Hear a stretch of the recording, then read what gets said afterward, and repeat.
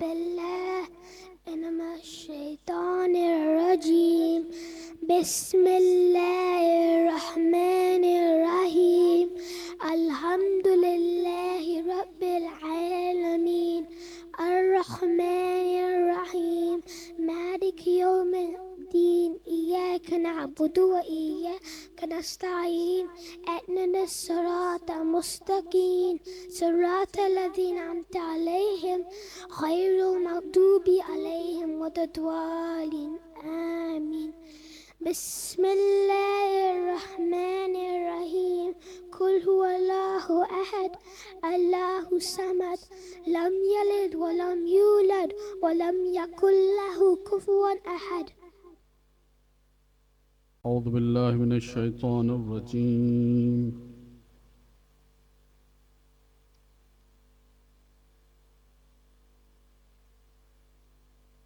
بسم الله الرحمن الرحيم.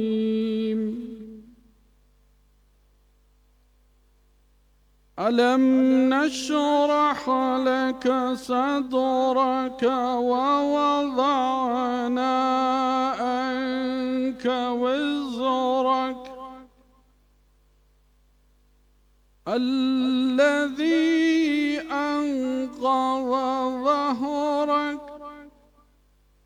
ورفعنا لك ذكرك فإن مع العسر يسرا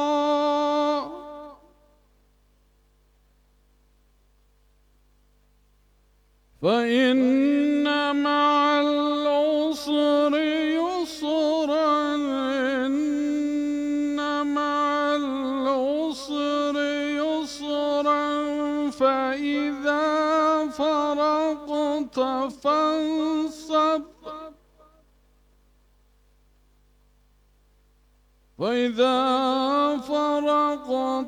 فانصب وإلى ربك فارغب.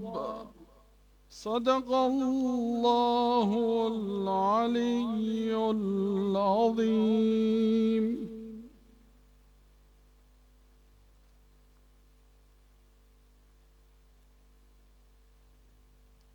أستغفر الله ربي وأتوب إليه. أستغفر الله ربي وأتوب إليه. بسند صحيح عن جابر بن عبد الله الأنصاري عن فاطمة الزهراء عليها السلام بنت رسول الله صلى الله عليه وآله قال سمعت فاطمة أنها قالت دخل علي أبي رسول الله في بعض الأيام فقال السلام عليك يا فاطمة فقلت عليك السلام. قال إني أجد في بدني ضعفا فقلت له أعيذك بالله يا أبتاه من الضعف. فقال يا فاطمة ائتيني بالكساء اليماني فغطيني به. فأتيته بالكساء اليماني فغطيته به وسرت أنظر إليه وإذا وجهه يتلألأ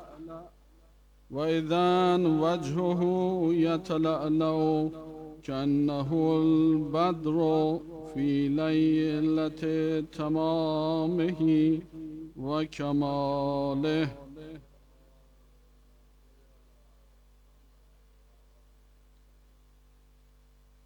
فما كانت إلا ساعة وإذا بولدي الحسن قد أقبل وقال السلام عليك يا أمه. فقلت وعليك السلام يا قرة عيني وثمرة فؤادي. فقال يا أمه إني أشم عندك رائحة طيبة كأنها رائحة جدي رسول الله. فقلت نعم، إن جدك تحت الكساء. فقلت نعم، إن جدك تحت الكساء. فأقبل الحسن نحو الكساء وقال السلام عليك يا جداه يا رسول الله، أتأذن لي أن أدخل معك تحت الكساء؟ فقال وعليك السلام يا ولدي ويا صاحب حوزي، قد أذنت لك. ودخل معه تحت الكساء.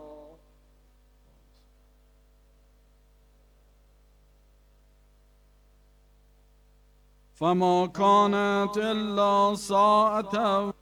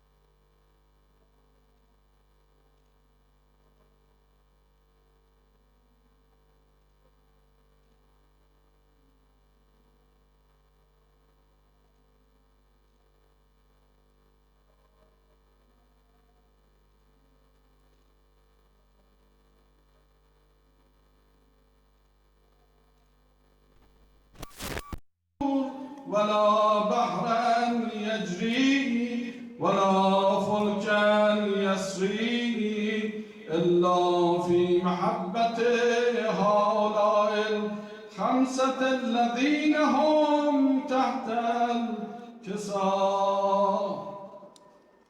فقال الأمين جبرائيل يا رب ومن تحت الكساء؟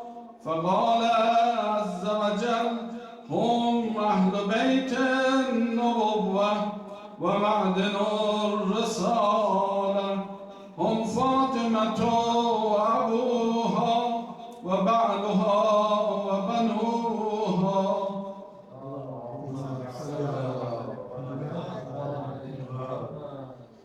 فقال جبرائيل يا رب أتأذن لي أن أهبط إلى الأرض لأكون معهم سادسا؟ فقال الله نعم قد أذنت لك. فهبط الأمين جبرائيل وقال السلام عليك يا رسول الله. العلي الأعلى يغرقك السلام ويخصك بالطهية والإكرام ويقول لك وعزتي وجلالي إني ما خلقت سماء مبنية ولا أرضا مدحية ولا قمرا منيرا ولا شمسا مضيئة ولا فلكا يدور ولا بحرا يجري ولا فلكا يسري إلا لأجلكم ومحبتكم، وقد أذن لي أن أدخل معكم، فهل تأذن لي يا رسول الله؟ فقال رسول الله وعليك السلام يا أمين وحي الله إنه قد أذنت لك.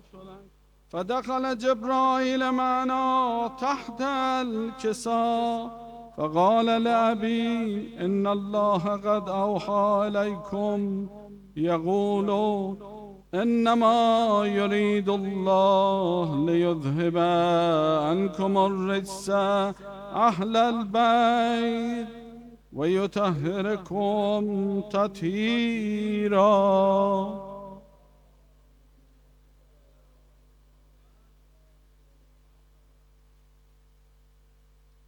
فقال علي لأبي يا رسول الله أخبرني ما لجلوسنا هذا تحت الكساء من الفضل عند الله.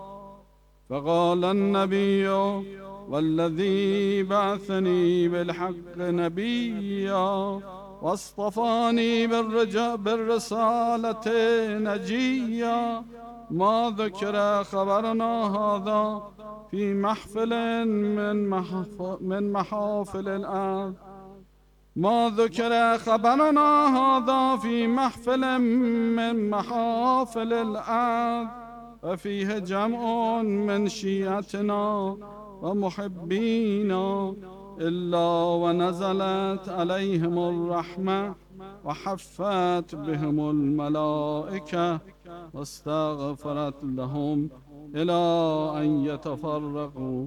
فقال علي إذا والله فزنا وفاز شيعتنا ورب الكعبة.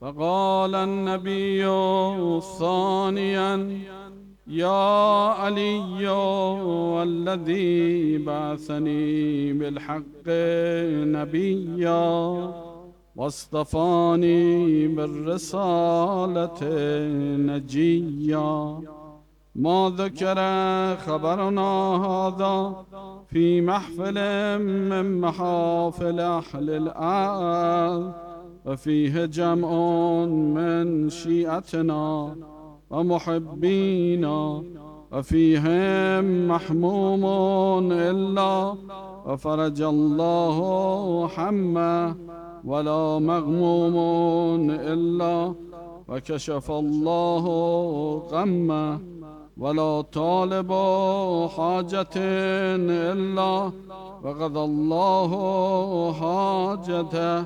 فقال علي إذن والله فزنا وسعدنا، وكذلك شيعتنا فازوا وسعدوا في الدنيا والآخرة ورب الكعبة.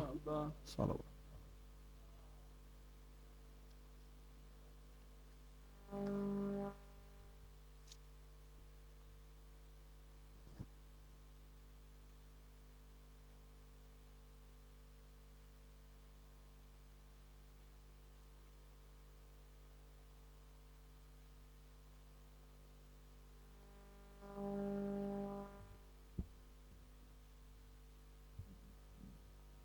Assalamu alaikum.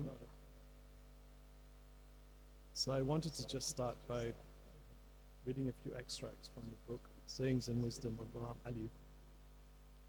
And today I wanted to read from a chapter which is entitled Good Character and Courteous Behavior.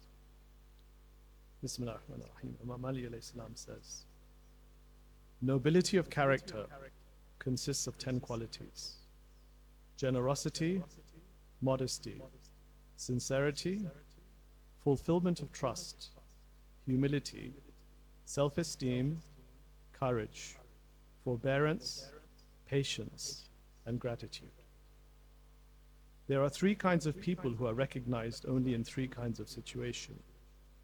The courageous man is recognized only in times of war, the forbearing man only in times of anger, and the sincere friend only in times of need.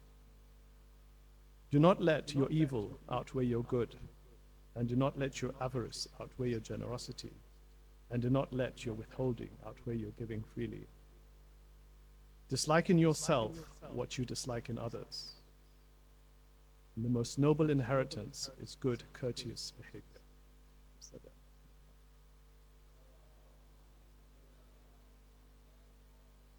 So today is the Dua Yom al-Khamis, the supplication from Friday, from the Sahifa Sajadiyah of Imam Zain al-Abidin alayhi salam. In the name of God, the All-Merciful, the All-Compassionate, praise belongs to God, the first before the bringing forth and the giving of life, and the last after the annihilation of all things. The All-Knowing who forgets not him who remembers him, decreases not him who thanks him, disappoints not him who supplicates him, and cuts not off the hope of him who hopes in him. O God, I call thee to witness, and thou art sufficient witness, and I call to witness all thy angels, the inhabitants of thy heavens, the bearers of thy throne, thy prophets and thy messengers whom thou hast sent out, and the various kinds of creatures thou hast brought forth, that I bear witness that thou art God. There is no God but thou, thou alone, who has no associate nor any equal, and thy word has no failing, nor any change. And that Muhammad, God bless him and his household, is thy servant and thy messenger. He delivered to the servants that which thou hast charged him. He struggled for God as his due. He gave the good news of the truth of reward, and he warned of the veracity of punishment. O God, make me firm in thy religion, as long as thou keepst me alive. Make not my heart to swerve, after thou hast guided me. And give me mercy from thee, surely thou art the giver. Bless Muhammad and the household of Muhammad. Make me one of his followers and partisans. Muster me in his band, and give me the success of accomplishing the obligatory observance of Friday, performing the acts of obedience which thou hast made incumbent upon me within it, and receiving the bestowal which thou hast apportioned for its people on the day of recompense. Surely thou art the mighty, all-wise. Allahumma salli ala Muhammad wa ali Muhammad. I also wanted to just share with you a zikr of Imam Zain al-Abidin alayhi salam, which is one of my favorites, and which resonates quite deeply because it's so poignant and a reminder that no matter what we do, or where we are, or what state we find ourselves in, that we have a covenant, and that covenant is to be in a state of worship at all times. Bismillah ar-Rahman ar-Rahim. فَأَلَيْكَ أَفِرُّ وَمِنْكَ أَخَافُ وَبِكَ أَسْتَغِيثُ وَإِيَّاكَ أَرْجُو وَلَكَ أَدُوءُ وَعَلَيْكَ أَلْجَأُ وَبِكَ أَثِيقُ وَإِيَّاكَ أَسْتَعِينُ وَبِكَ أُؤْمِنُ وَعَلَيْكَ أَتَوَكَّلُ وَلَا جُودِكَ وَكَرَامِكَ أَتَكِيلُ. And that translates, to thee I flee, thee I fear, from thee I seek aid, in thee I hope, thee I supplicate, in thee I seek asylum, in thee I trust, from thee I ask help, in thee I have faith, in thee I have placed my confidence, and upon thy munificence and thy generosity I rely. Salawat. خوش نوری امام زمان علیہ السلام باوز بلند تر صلوات.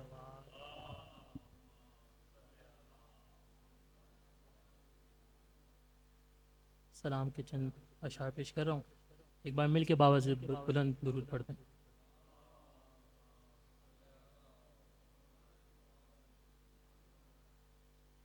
کیا رہا خیموں میں شہ کے ایک اداسی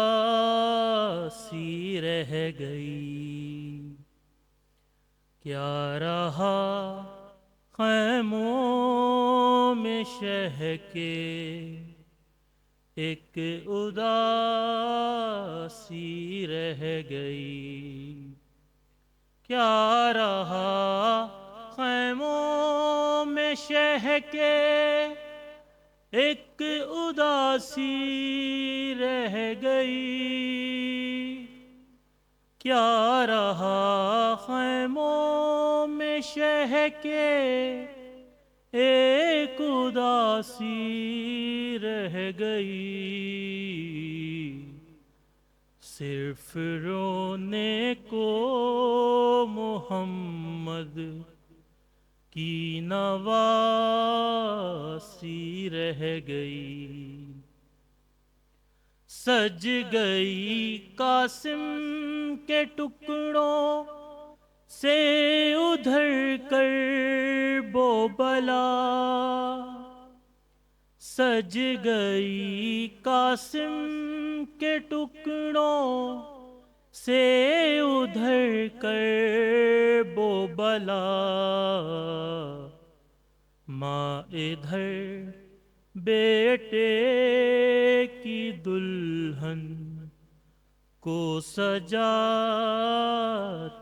رہ گئی، کیا رہا خیموں میں شہ کے ایک اداسی رہ گئی، چھینتا تھا شمر چادر اور زینب بار بار، چھینتا تھا شمر چادر اور زینب بار بار، اپنی چادر کے محافظ کو بلاتی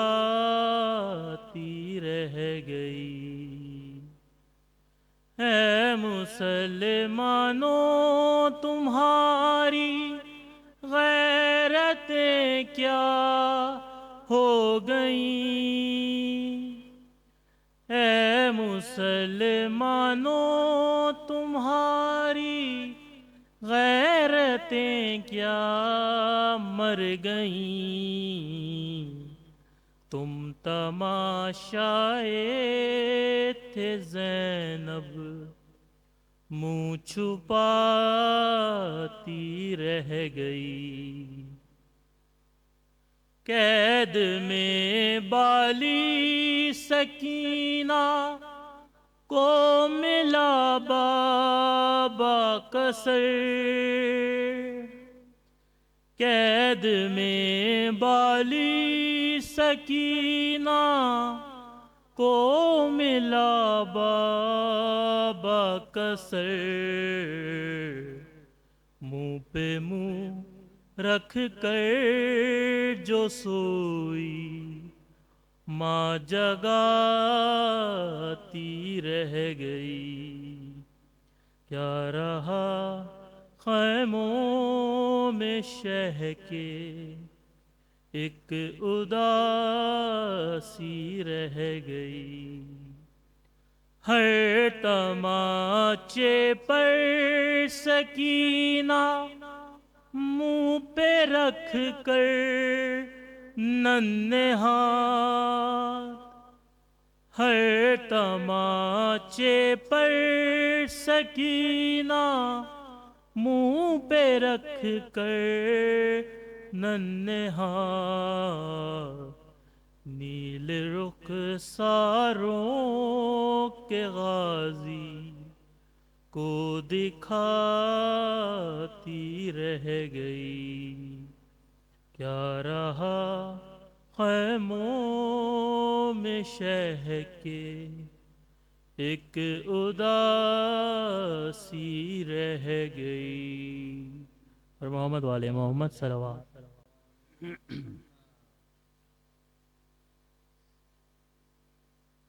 مطلب مل کر بلند آواز سے درود بھیجیں۔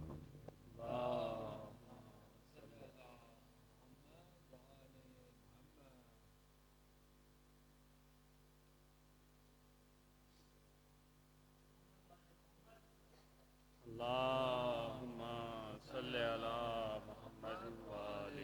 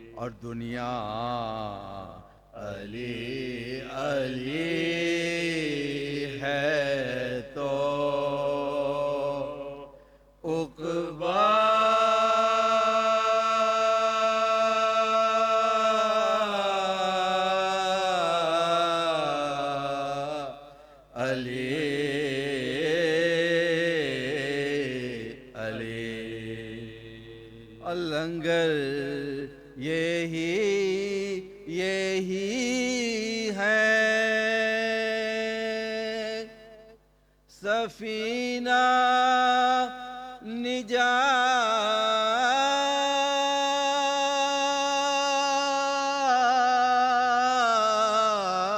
نجات کا لنگر یہی ہے سفینہ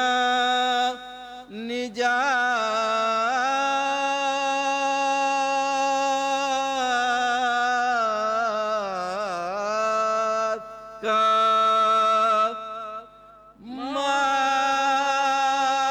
مالک ہے کون ان کے سوا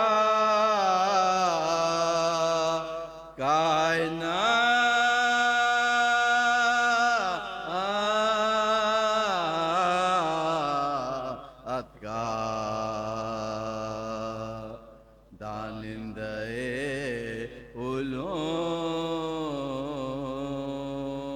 علوم دودھ ہے امام والے محمد اللہم صلی علی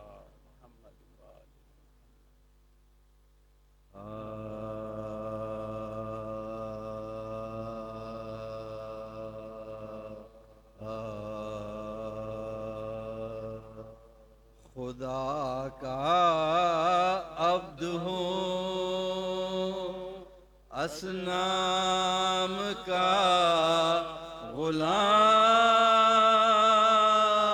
غلام نہیں خدا کا عبد ہوں اصنام کا غلام نہیں بجز ثنائے محمد زباں کو کام نہیں خدا کا عبد ہوں اصنام کا غلام نہیں اور میں ولائے علی پی کے مست رہتا ہوں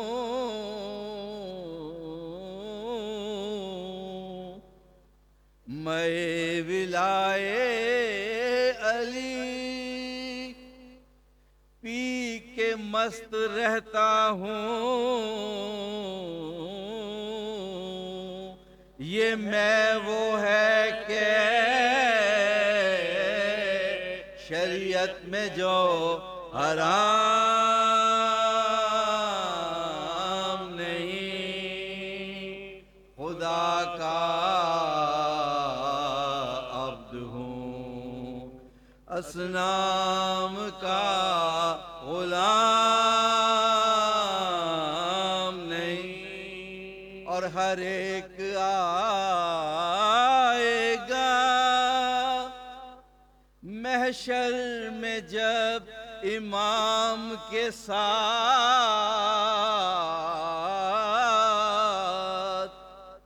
ہر ایک آئے گا محشر میں جب امام کے ساتھ تو کون کہتا ہے پھر حاجت امام نہیں خدا کا عبد ہوں اصنام کا غلام نہیں اور خدا کے فضل سے اپنا امام ہے موجود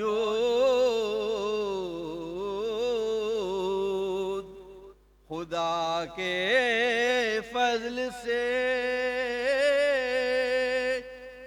اپنا امام ہے موجود، قیامت ان کو ہے جن کا کوئی امام نہیں، قیامت ان کو ہے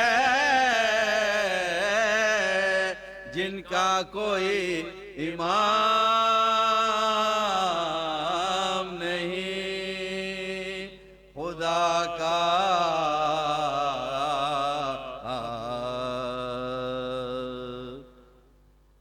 فاتحہ۔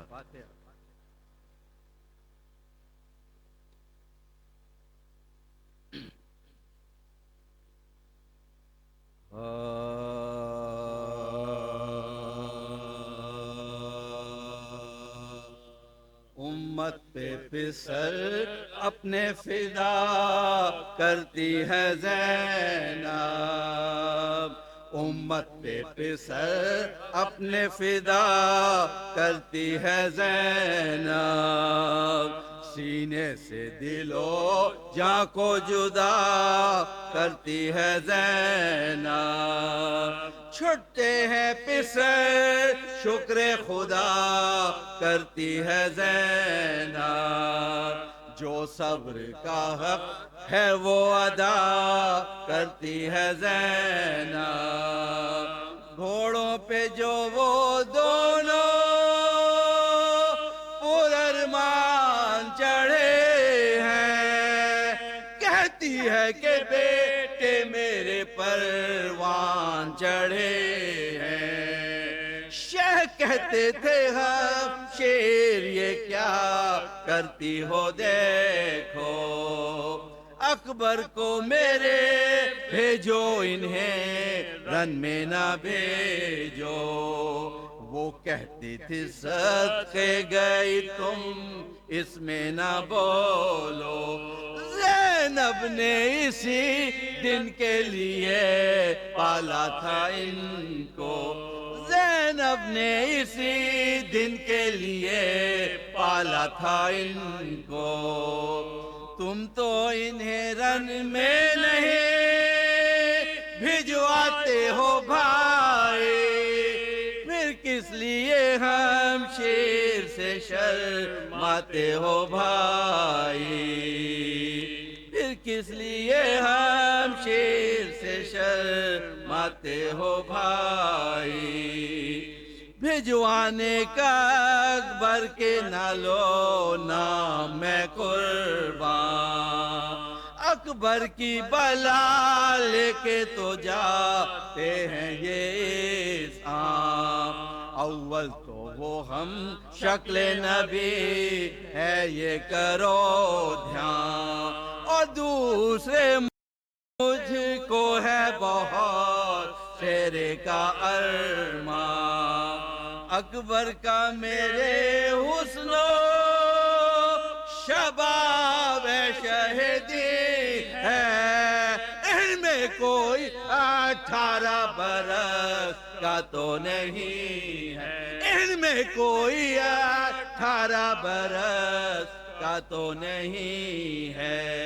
یہ کہتے ہی کچھ دھیان میں زینب کے جو آیا، پھر اپنے جگر گوشوں کو خیمے میں بلایا، آئے جو پسر بیچ میں اکبر کو بٹھایا، اور ان کو گرد ان کے کئی بار پھرایا، باقی جو محمد تھا یہ رتبہ دیا اس کو، گہوارہ اصغر پہ تصدق کیا اس کو، امت پہ پسر اپنے فدا۔ یا رسول اللہ وعلى أهل بيتك المظلومين صلى الله عليك يا أبا عبد الله وعلى الأرواح التي حلت بفنائك. عليك مني سلام الله أبدا ما بقيت وبقي الليل والنهار، ولا جعله الله الآخر لحدي مني لزيارتكم. السلام على الحسين وعلى علي بن الحسين وعلى أولاد الحسين وعلى أصحاب الحسين. ويا ليتنا كنا معكم فنفوز فوزا عظيما. اللهم صل على محمد وعلى آله.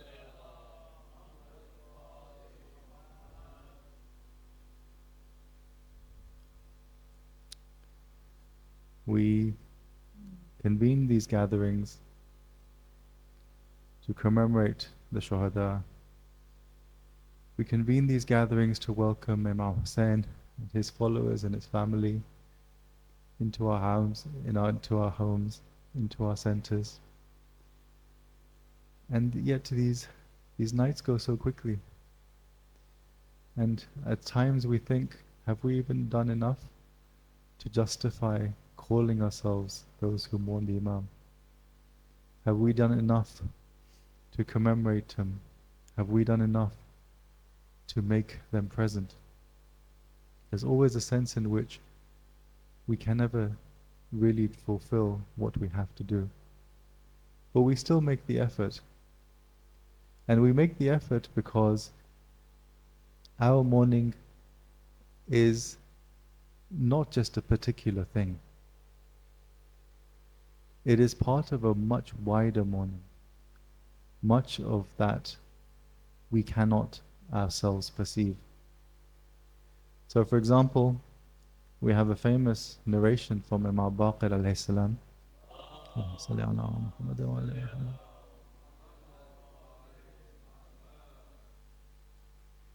That is not just you who call yourself the Shia who mourn Hussein.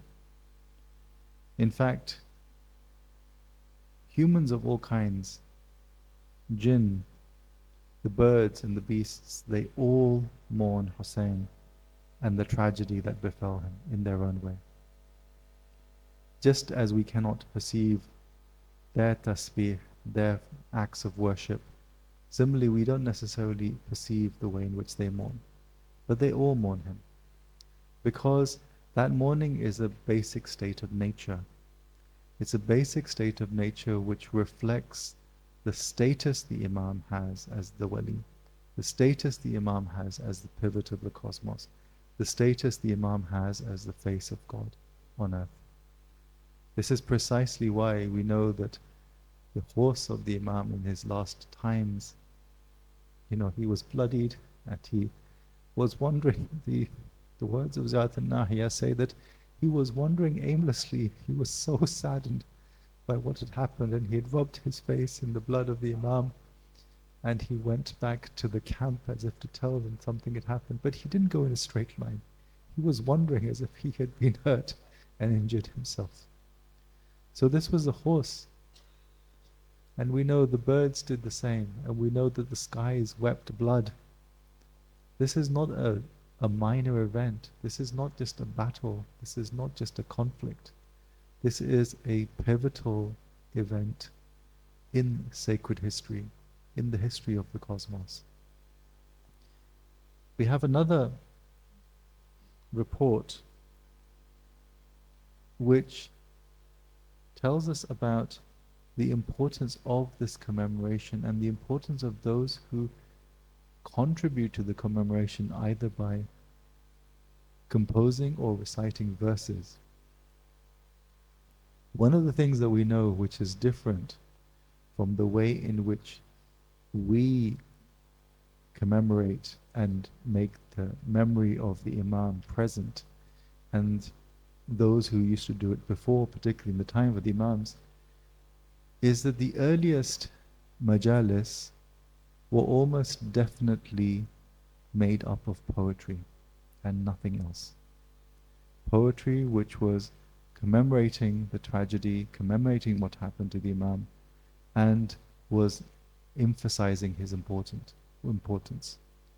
The difference, of course, with our Majalis nowadays is that we have a particular structure which is roughly about 100 and 150 years old, not longer than that. And that's a reflection of the way things have developed. But the poetry was really important.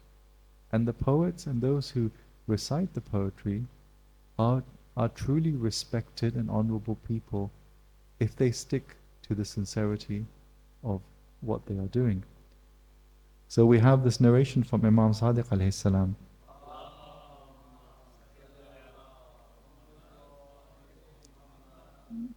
There is no one who recites poetry about Hussein and weeps, so weeps when he is reciting the poetry, and makes others weep by the means of his poetry, except that God makes paradise incumbent upon him and forgives all his sins. So the poet who is reciting the poetry and is weeping as he recites, because he knows what he is saying, what he has composed, and he also makes others weep. We of course have other narrations which also say that, and also those who at least appear to weep, regardless of whether they are weeping or not, because there is a communal expression going on there. So there's so many other sorts of narrations that we have, and I will continue to start every session by focusing on that, because many of these narrations are very well known to us, but it's always important to remind ourselves, because it indicates the significance of what it is that we're doing. It gives us a focus in these days. If anything, if there's nothing else that we get out of this, at least we get an opportunity to step away from our attachment to the world, to detox, as people would say, and to focus on something different, to focus on something which has a different kind of goal, a goal which will actually benefit us, will give us some tranquility and peace, inner peace, which will not let us be distracted about what is going on around ourselves more generally. And if we have at least that peace, then everything else will follow. Understanding the significance of the Imam and what happened, and how it is that we express and understand his presence, and how do we take it forward and make it meaningful for our lives. And it's that last bit where I want to continue a bit on the ethical. What does the presence of the Imam and Karbala, what does it mean for our lives in the way in which we behave with each other? The sorts of ideas about virtue and character. We heard some very important narrations from Amir al-Mu'mineen earlier about the nature of character and good character and comportment. So I want to continue in that discussion a bit further. And then, as I said, tomorrow then I will take it a bit further in a slightly different direction and come back to the question of beauty and why it is that a lot of what we do has a focus on beauty, because it attracts you in a particular way. It helps us to understand the way in which what exists, what we owe to each other, should be done in an excellent and attractive manner, so that we remember it and so that we can take it forward as well. So that we understand what it is, as I mentioned before, that Sayyida Zainab found, which was Jameel in what happened in Karbala. That's a really important point we need to return to. So to take the issue of walaya as presence in an ethical context, let's take this a bit further. The first thing, I guess, to do is to make sense of what we mean by ethics here. And of course, usually in the modern period, when people talk about ethics, they're primarily talking about things that we do to each other, how we conceive of that, how do we ascribe value to it. So for example, we think that if I give you a gift, it's something which is good. If I praise you, it is something which is good. If I hurt someone, if I cause them pain, then it is something which is bad. So it's very much attached to an action and judging the nature of the action and whether that action is good or bad.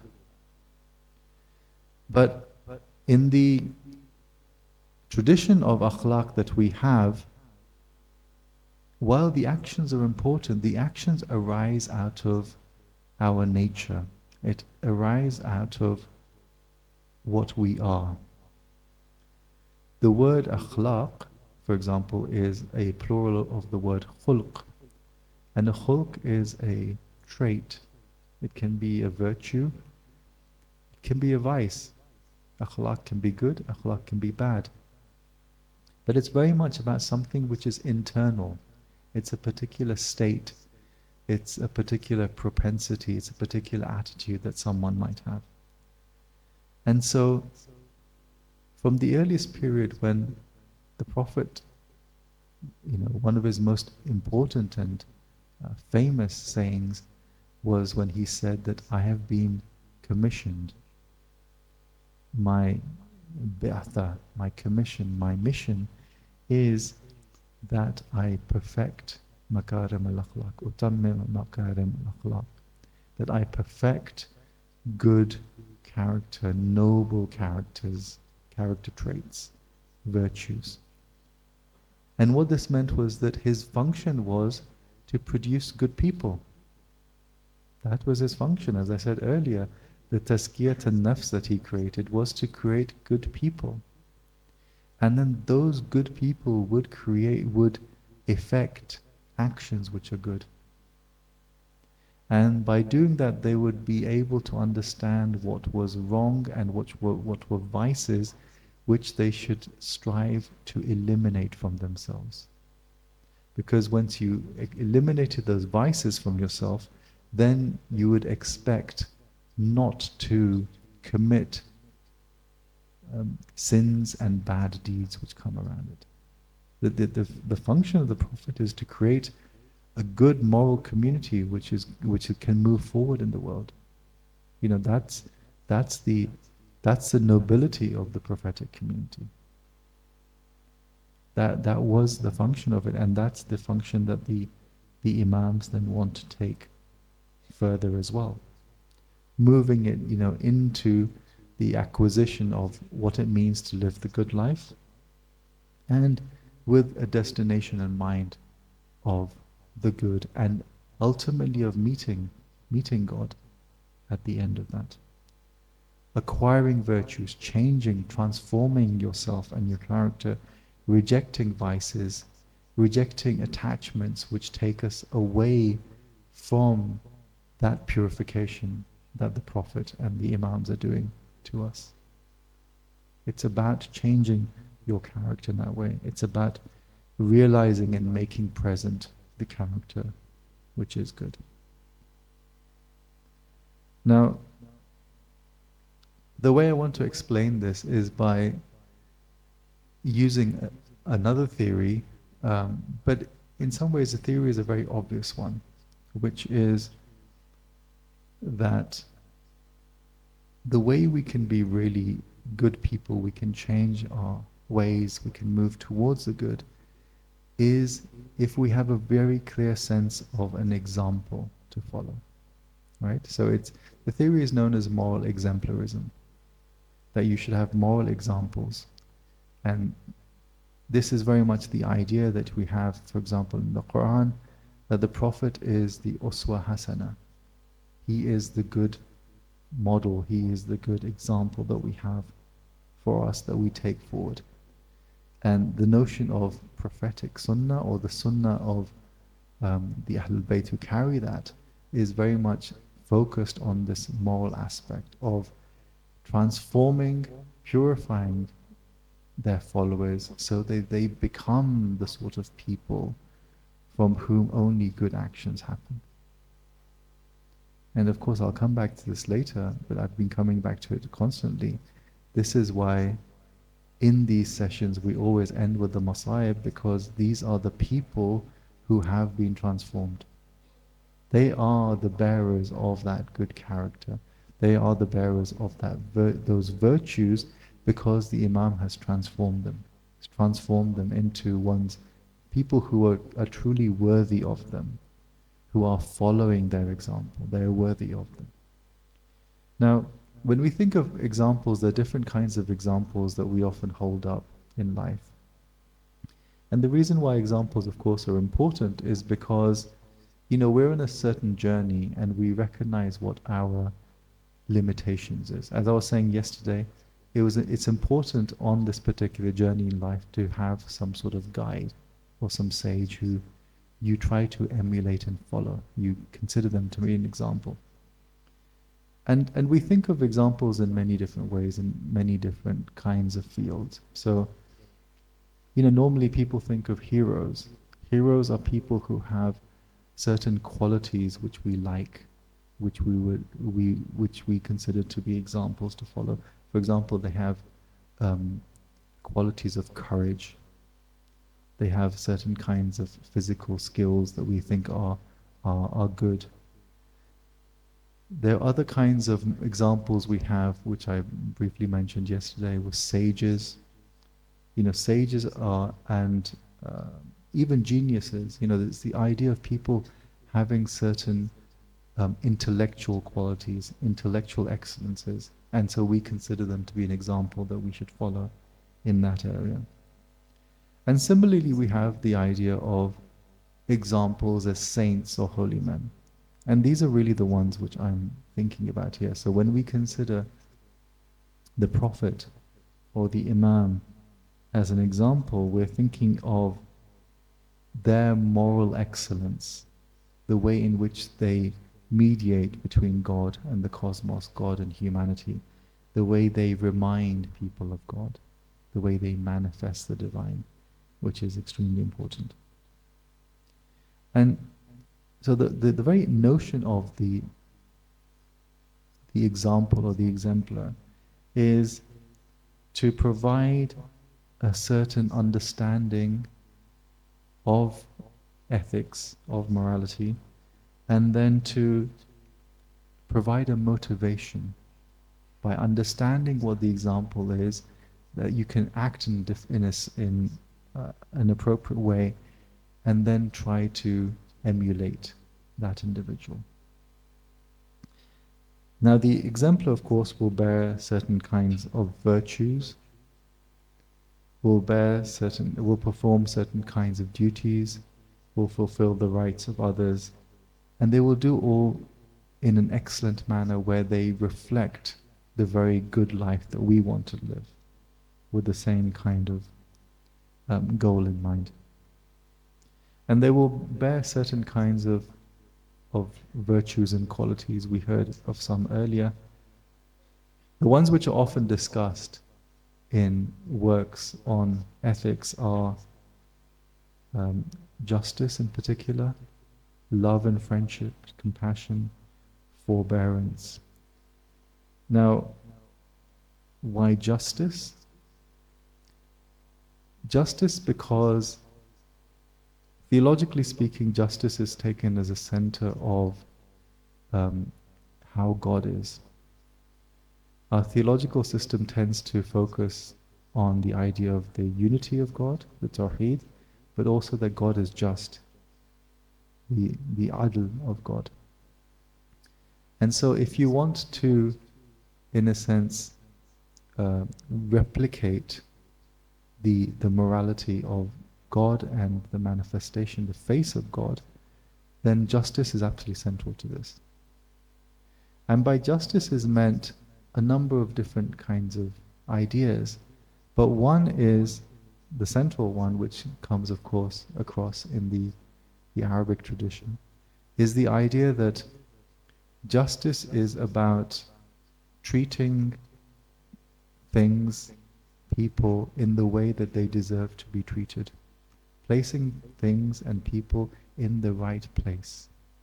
So it's the idea of the broader context is important. Justice is about understanding that balance and equilibrium in society and dealing accordingly with it. And to violate that is to do injustice.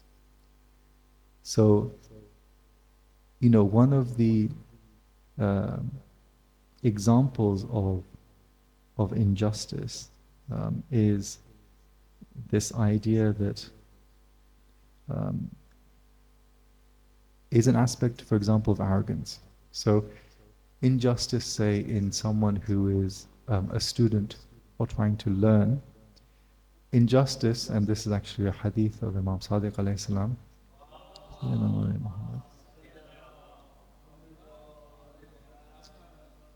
injustice for someone who is seeking knowledge is to act in a way that you belittle the ulama, that you humiliate those who don't really understand very much, and that you only do this seeking knowledge so that you can attain status in society.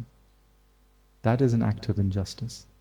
We don't necessarily see this as an act of injustice, we see this as an act of arrogance perhaps, but this is an act of injustice because you're not treating the ulama properly, you're not treating those who know less properly, and you're not treating yourself properly because you're raising yourself above what you actually are and you're expecting others to recognize it.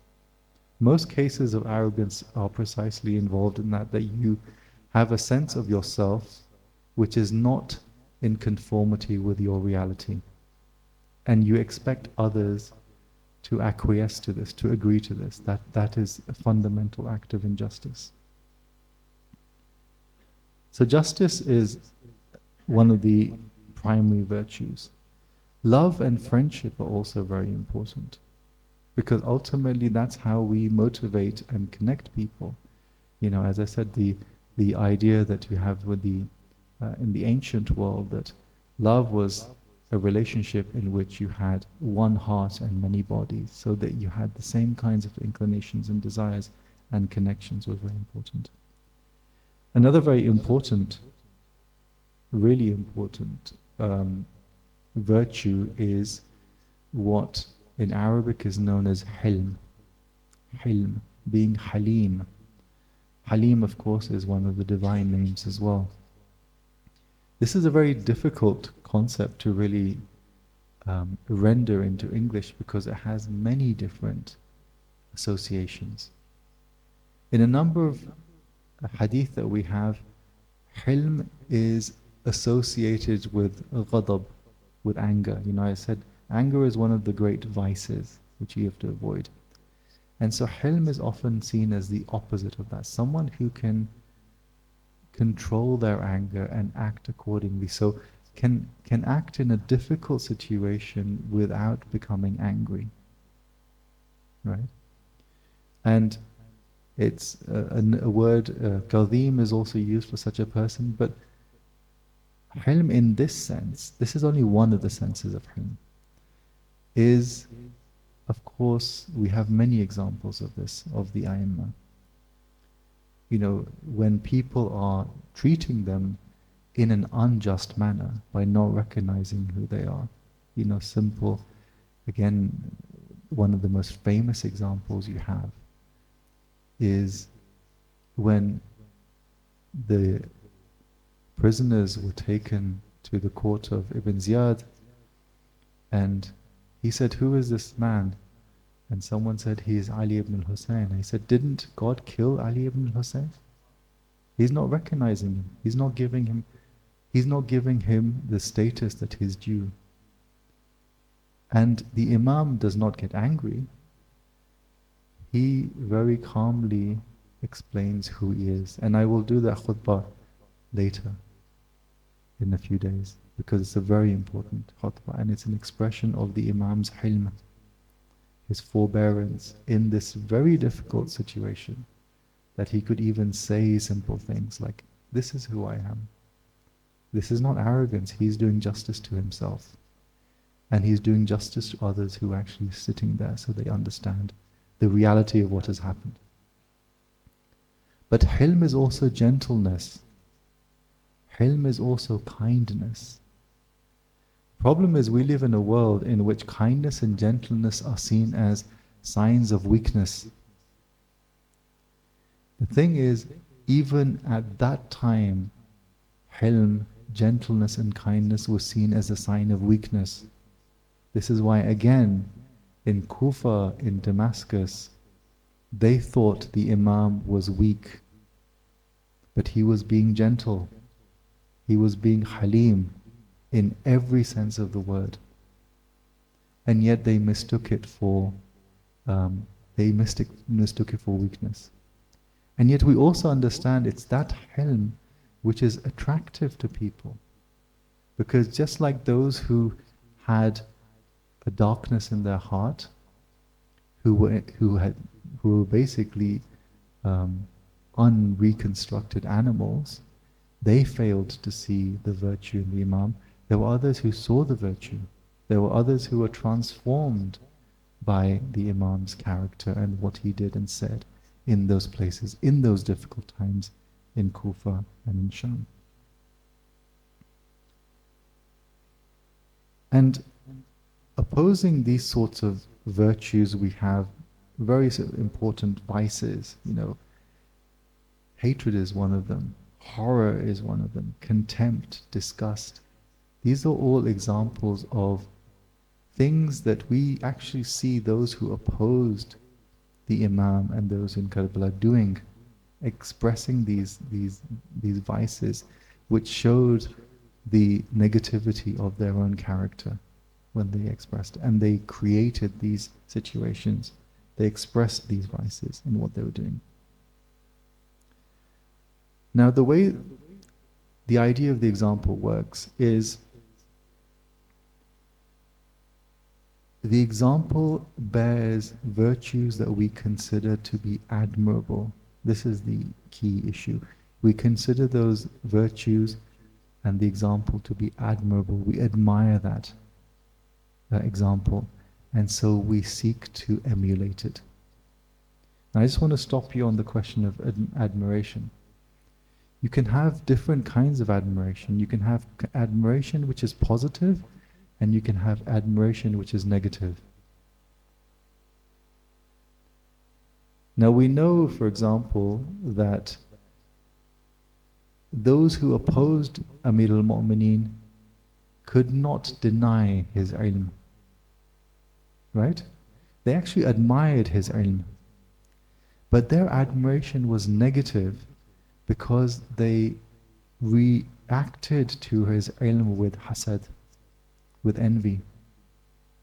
And the definition of hasad is that you want that person who has been given a ni'mat, a boon, a gift from God, you want that to be deprived from them. Hasad is not that this person has something and you want it. No, you want that person to no longer have it. To no longer have it. So the issue for those who were envious of Amir al-Mu'mineen's knowledge was not that they wanted to be knowledgeable, they just wanted him to be like they were. That was the real issue.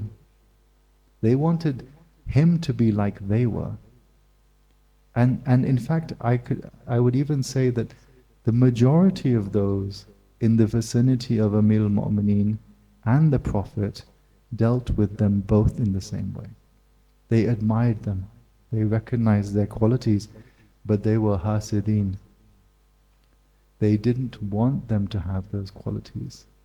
They would rather that they were all like them, with their own particular faults that they bore. And there are many very important narrations about hasad, but let me just give you one, which is a very famous one. The Prophet said that hasad eats up good deeds. It comes out of a position where you love the world. But every act of hasad that you do, every act of envy, eats up the very few good deeds that you have. So you start from a lower level and you end up with nothing. So the person who is hasad, the person who is envious, will actually end up with nothing at all. It will be as if, the Prophet were nothing for him. As if the Imam was nothing for him, because they have learnt nothing.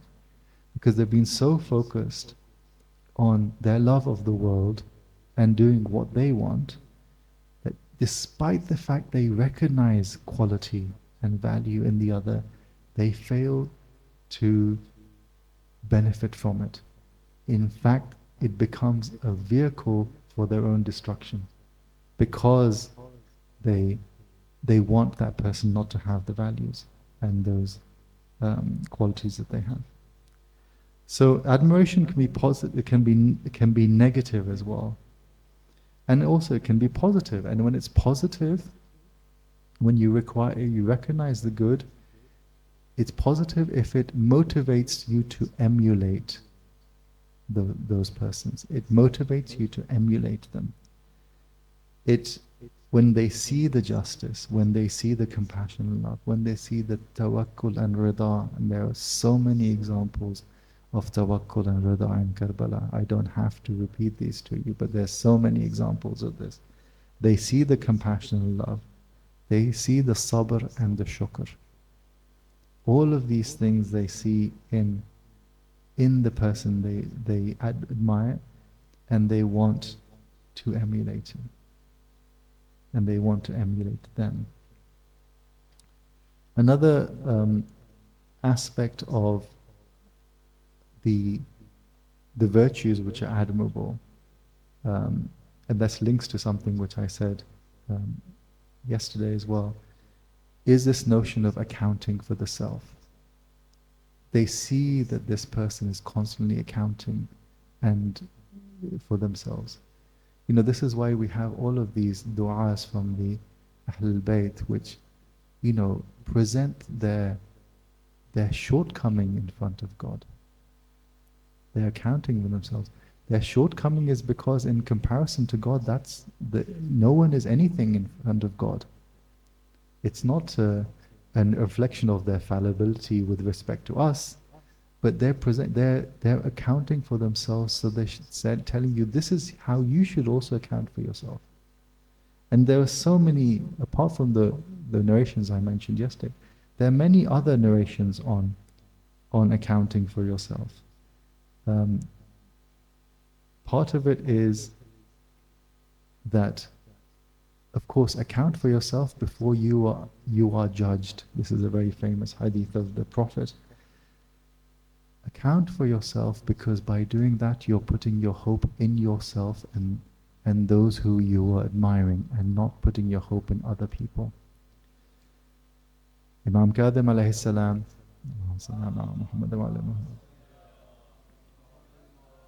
actually goes far as to say that spend up to 4 hours a day, 4 hours a day accounting for yourself.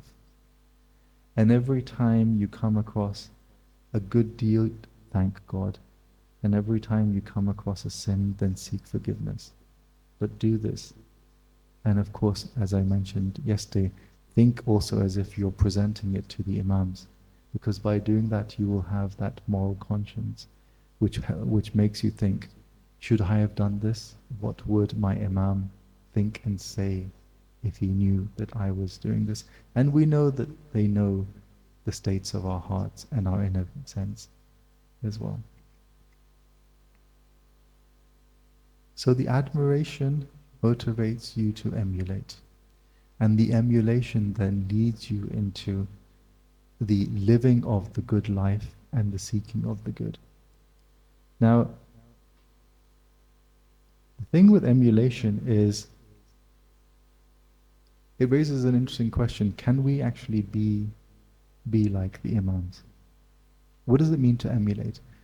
We think emulation sometimes means imitation. It doesn't actually mean imitation. This is not really an option of being exactly the same. It's about following someone. It's about emulation is about making them present. Emulation is about making their virtues and their character present. And making their rationality, their hilm, their leadership, their love, their courage, and their sacrifice present for us, so that we can live according to that, so that we have that example that we can follow. It's really emulation as a means to come closer to make present. It's not emulation as an imitation. This is why, often when you think about it, you have these, reports of the imams praying, thousands of rakats in one night, or, doing this, or reading a Quran in a particular time. Most of these things are not physically possible. There are many things that the imams and the Prophet did which are not possible for most people to do. At least not in a literal sense. But it's about making that idea present. What does it mean to pray so much in the night? It means to devote yourself utterly to God in this particular way, to understand and recognize His complete lordship over you. So it's the end of this idea of the example, recognizing the example, living with the virtues, admiring the virtues, living the virtues, emulating them so that the virtues are then present. So that then by that you can live the good life and you can allow the presence of the Ahlul Bayt to purify yourself, to transform yourself so that you can be at least like those who they had purified, who were with them at Karbala and other places. So that is the goal, that is our desire.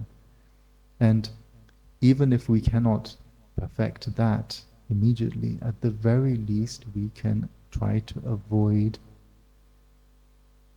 following a path of vice. And as I said, within that, there are two things which are essential to avoid. One is jahl, the opposite of ilm, quite simply because ignorance leads you to make false assumptions and assessments of situation, who you are, who the other is. And the second one, as I mentioned, is hasad. Hasad and jahl are the two biggest vices which lead to everything else. And in fact, we have narrations which say these are also the things that lead to your destruction. So those are precisely the ones which are not to pursue. And we know that in Karbala, one of the features of the family of the prophets who were there, of the Imam and the followers, is they were not afflicted by either jahl or hasad. Quite far from it. They did not compete with each other to say, I am better than you. Even the children had a sense of what reality was. We're all familiar with the very famous statement which is made at the night of Ashura when the Imam asks his young nephew Qasim, how do you see death? And he said, death with you, my uncle, is sweeter than honey. Even this child has an understanding. And the same goes, of course, for all the others. Tonight, of course, is the night of the nephews of the Imam, of the sons of Sayyidah Zainab. They were not competing with their cousins. They were not competing with their uncle. We know that in the run-up to what was happening and before Ashura and throughout the day of Ashura, they were constantly looking at their uncle Abbas and learning how to fight. They were emulating him. They were asking him, okay, so how do you do this? How do you do that? They were with him on the raids to the river. They were with him every time in the morning when one of the companions of the Imam had been killed and they were going to retrieve him. They went with their uncle. The uncle was showing them how to do things, and they were very humble. They were humble with their uncle, the Imam, so much so that they did not even feel that they had the audacity to ask him for permission to go and die on his behalf. When their mother, Sayyidah Zainab, came to them and said, look, why have you've seen Ali al-Akbar has has sacrificed himself. Why are you still alive? And so they went to their uncle. But the Imam can give permission to his son, but how does he give permission to his nephews? It's very difficult for him to do so, to give permission to his nephews. And also remember, these young men, they're teenagers. They're not old. They've barely seen the world. Much of what they've seen has been adversity. And they've seen what's happened at Karbala. They've barely seen the world. And so they ask for permission, and the Imam says no. And they ask for permission. And they continue to do so. And they continue to do so. Eventually the Imam says yes. Because his sister is also constantly saying, look, you have to give him permission, or else, this is, what are you saying about me? How can you reject me in this way? So he gives them permission, and they go out and fight. And there are lots of different narrations which are given for what they do. But one thing we know is these are teenagers, and yet the Maqatil tell us that they kill many seasoned fighters. They kill many seasoned fighters. On goes into the battlefield and he says, I am the son of Ja'far. I am the son of Ja'far who flies in the heavens with green wings. Muhammad goes into, they both go in battle, and eventually they are martyred in this way. After fighting bravely, they are martyred. And their cousin and their uncle goes to get them from the battlefield, and he brings them back to the tents, and he goes to see his sister. But his sister does not want to see their bodies. Instead, she is in sajda and saying to God, thank you, oh Lord, thank you for the opportunity to give this sacrifice. Inna lillahi wa inna ilayhi raji'un. وسيعلم الذين ظلموا أي منقلب ينقلبون. معظم حسين.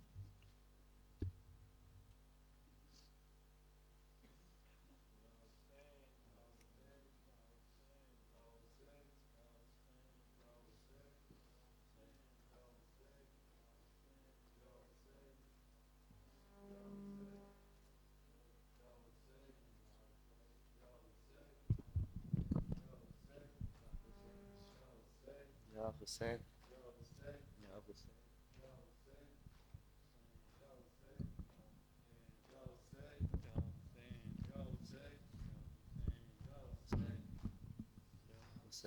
Ya Hussein. कहती थी ज़ैनब ऐ मेरे शेरो, कहती थी ज़ैनब मेरे दिलेरो, आना मोहम्मद मेरे, आना मोहम्मद, आना मोहम्मद मेरे, आना मोहम्मद, आना मोहम्मद मेरे, आना मोहम्मद, आना मोहम्मद मेरे, आना मोहम्मद। अरे ख्वाब ये ज़ैनब का था, चांद सितारे मेरे, चांद सितारे, चांद सितारे। अरे मामू पे होंगे फिदा, गोद के पाले मेरे, गोद के पाले, गोद के पाले। अरे ख्वाब ये सच्चा हुआ, सर मेरा ऊंचा रहा, होने को शे पर फिदा, लाल मेरे शेर मेरे चांद मेरे, आना मोहम्मद मेरे, आना मोहम्मद, आना मोहम्मद मेरे, आना मोहम्मद, आना मोहम्मद मेरे, आना मोहम्मद। अरे जाफर तैयार के खून के आकाश हो, खून के आकाश, खून के आकाश। अरे हुस्न में अकबर हो तुम, जोश में अब्बास हो, जोश में अब्बास, जोश के अब्बास। अरे जंग के मैदान में, मौत के अरमान में, साया ए कुरान में, ऐसे उठो ऐसे बढ़ो, मौत पे तुम टूट पड़ो। आना मोहम्मद मेरे, आना मोहम्मद, आना मोहम्मद मेरे, आना मोहम्मद, आना मोहम्मद मेरे, आना मोहम्मद। ارے ہاں میری تاکید پر دھیان تمہارا رہے، دھیان تمہارا، دھیان تمہارا. ارے جا کے لبے نہر بھی پیاس گوارا رہے، پیاس گوارا، پیاس گوارا. ارے دودھ نہ بخشوں گی میں، منہ بھی نہ دیکھوں گی میں، شیر کی بیٹی ہوں میں. وعدہ کرو آؤ چلو چپ نہ رہو. آنا محمد میرے، آنا محمد، آنا محمد میرے، آنا محمد، آنا محمد میرے، آنا محمد. ارے مانا کہ پیاسے ہو تم، پیاس پہ قابو رہے، پیاس پہ قابو، پیاس پہ قابو. ارے شیخ علمدار کی ساتھ میں خوشبو رہے، ساتھ میں خوشبو، ساتھ میں خوشبو. ارے بس ہے تمنا میری، لاج رہے خون کی، ہے یہ وصیت میری. کھاؤ قسم جاؤ حشم ہوگا نہ کم. آنا محمد میرے، آنا محمد، آنا محمد میرے، آنا محمد، آنا محمد میرے، آنا محمد. ارے آن یہ کہنے لگا بھائی محمد سنو، بھائی محمد، بھائی محمد. ارے ایک طرف میں بڑھوں، ایک طرف تم بڑھو، ایک طرف تم، ایک طرف تم. ارے جنگ ہو فوج ستم، جنگ کریں ایسے ہم، ماموں ہمیں دے علم، دے کے ہمیں اماں کہیں جیتے رہے. آنا محمد میرے، آنا محمد، آنا محمد میرے، آنا محمد، آنا محمد میرے، آنا محمد. ارے دونوں جری جنگ کو صورت آندھی بڑھے، صورت آندھی، صورت آندھی. نانا علی کی طرح موت پہ حاوی رہے، موت پہ حاوی، موت پہ حاوی.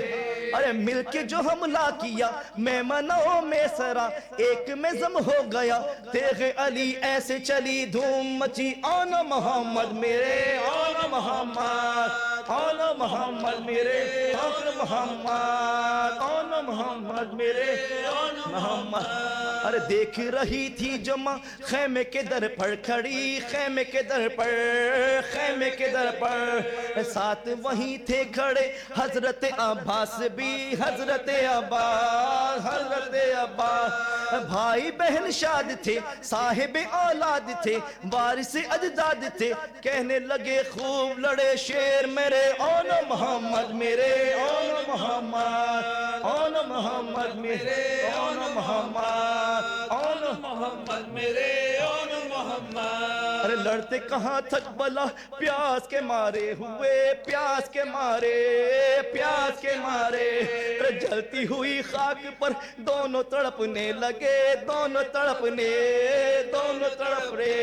ارے بھائی سے کہنے لگی فخر سے بنت علی، سرخرو زینب ہوئی صدقے تیرے لال، بھائی میرے لال ہوئے. آنا محمد میرے، آنا محمد، آنا محمد میرے، آنا محمد، آنا محمد میرے، آنا محمد.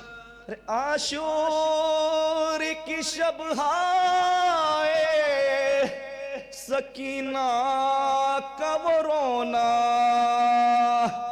اور سید مظلوم کا بیٹی سے یہ کہنا.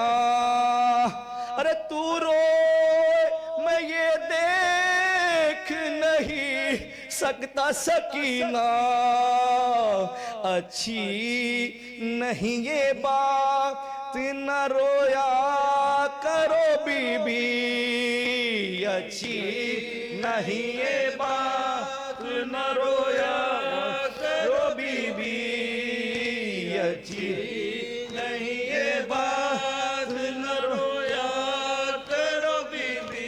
پہلو میں کبھی ماں کے بھی سو یا کرو بی بی، اچھی نہیں یہ بات نہ رویا کرو بی بی، اچھی نہیں یہ بات نہ رویا کرو بی بی. کیا ہو وہ کسی شب کو جو ہم گھر میں نہ آئے، تم ہم کو نہ پاؤ تو تمہیں ہم بھی نہیں پائے تڑپو گی نہیں درد سے وعدہ کرو بی بی پہلو میں کبھی ماں کے بھی سویا کرو بی بی اچھی نہیں یہ بات نہ رویا کرو بی بی اچھی نہیں یہ بات نہ رویا کرو بی بی بیٹھا کرو کچھ دیر چراغوں کو بجھا کر سمجھا کرو اس خاک کو اے لاڈلی بستر بالی کبھی یوں ہی نہیں پہنا کرو بی بی پہلو میں کبھی ماں کے بھی سویا کرو بی بی اچھی نہیں یہ بات نہ رویا کرو بی بی اچھی نہیں یہ بات نہ رویا کرو بی بی کچھ دیر کو یہ فرض کرو ہم نہ رہے گھر باقی نہ رہے ہاتھ کوئی رکھنے کو سر پر ماحول یتیموں کا بھی سوچا کرو بی بی پہلو میں کبھی ماں کے بھی سویا کرو بی بی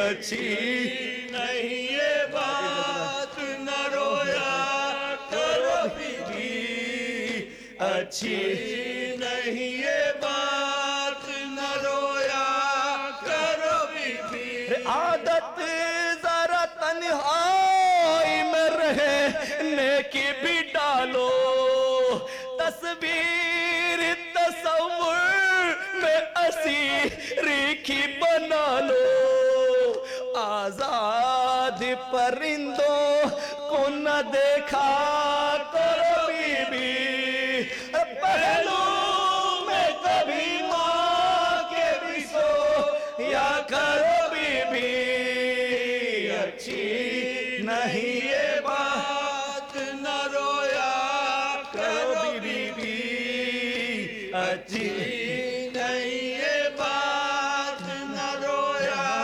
کرو بی بی ارے اصغر کو نہ مانوس کرو پیار سے اپنے اکبر کی عروسی کے نہ دیکھا کرو سپنے صغرا کے قریب اتنا نہ بیٹھا کرو بی بی پہلو میں کبھی ماں کے بھی سویا کرو بی بی اچھی نہیں یہ بات نہ رویا کرو بی بی اچھی نہیں یہ بات نہ رویا کرو بی بی یا حسین یا حسین یا حسین یا حسین یا حسین یا حسین یا حسین یا حسین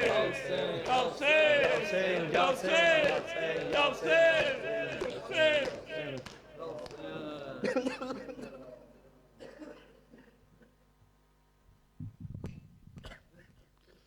السلام علیک یا رسول اللہ